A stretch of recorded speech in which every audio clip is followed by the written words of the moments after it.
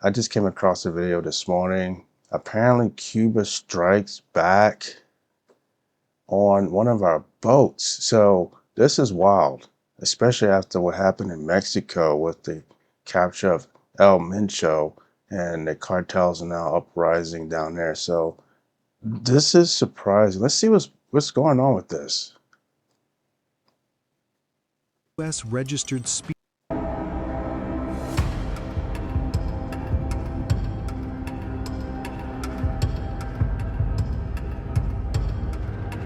Expand this out some.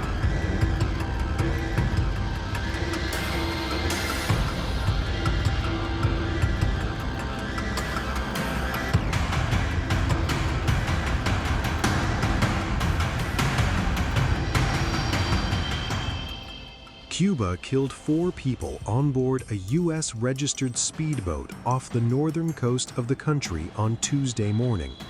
Havana Wow. said 6 others were injured in the incident, which took place after a confrontation between Cuban forces and the crew of the vessel erupted.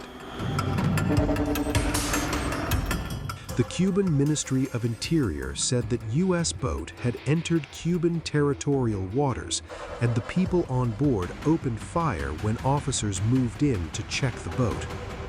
The firing also injured a Cuban commander, the ministry said. According to the ministry's statement, the speedboat, registered in Florida under number FL7726SH, was detected near the El Pino Channel in Cayo, Falcones, part of Villa Clara province. A patrol unit from the border guard troops, carrying 5 service members, moved to intercept the boat after it came within about 1 nautical mile of the coast. After the gunfight, the wounded were evacuated and given medical treatment. Cuba described those killed as aggressors, but did not release identities or nationalities. The Cuban interior. That's crazy, yo. That is fucking crazy. So I guess, and it sounds confusing. So I guess there's some American spies or American ops kind of like circling around Cuba, and because Trump's been kind of stirring up some tensions with Cuba, and Cuba just witnessed the takeout of El Mencho in Mexico, they're probably like, you know what, we're not playing this, we're not playing this. And what's interesting is it seems like the timing is ironic, and I do believe, I'll have to look up this later, Cuba is willing to pull stunts like this because the government is backed by probably sleeper cell cartels also. I mean, I know a Cuban, I can ask her about all this, since this is kind of like just turned into a new twist, but it's not surprising we're going to have minor attacks like this, because honestly, in Mexico, they're going to have new cartels rise, one.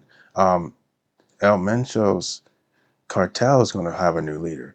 And now that we are exposed behind his, death, they're going to come after us. It happened before in the 90s going into mid 2000s. It happened before already. So it's going to happen.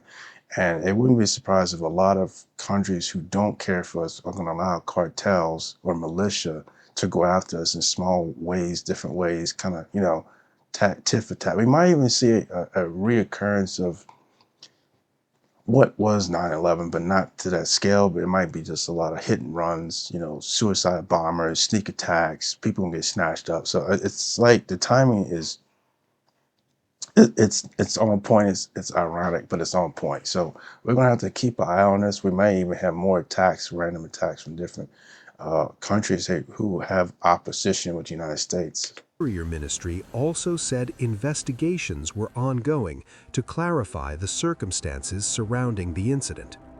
Havana further reaffirmed its determination to defend territorial waters, saying national defense remains a core state priority to safeguard sovereignty and regional stability. Oh, Cuba An ain't playing. unauthorized speedboat was detected operating within Cuban territorial waters. This vessel, registered in Florida, United States, bore the identification number FL7726SH and was observed approaching to within 1 nautical mile of the coast. To the northeast of the channel known as El Pino, which is situated in Cayo Falcones within the Coralillo municipality in Villa Clara province. From the infringing vessel, shots were fired upon the Cuban forces, Pos, Untamda, Tenfan, Pomsa, and Duos, which resulted in the commander of the Cuban boat sustaining injuries.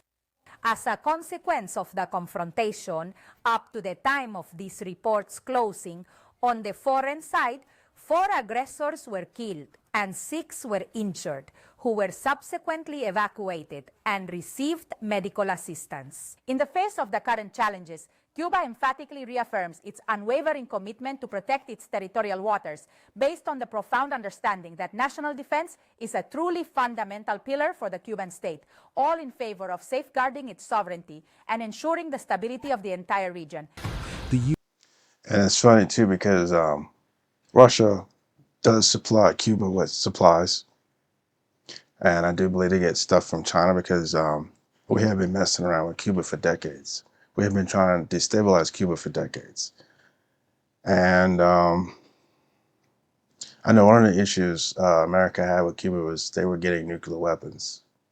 So it's not surprising that Cuba is willing to step up. But again, I do believe the government is probably funded by cartels, just as well. I, I would say at one point, Mexico's prior presidents were kind of sponsored by cartels in a way. That's if you really consider how powerful cartels grow in Mexico. I'm pretty sure prior presidents have a hand in their allowance to grow. Otherwise, it wouldn't be that bad. So this is something we're gonna have to keep an eye out on. We've had confrontations with Cuba before, but looks like Trump is bringing us back full circle. But at the same time, it's kind of funny all the boats he attacked in Venezuela, and that, because karma's a bitch. Karma's a bitch.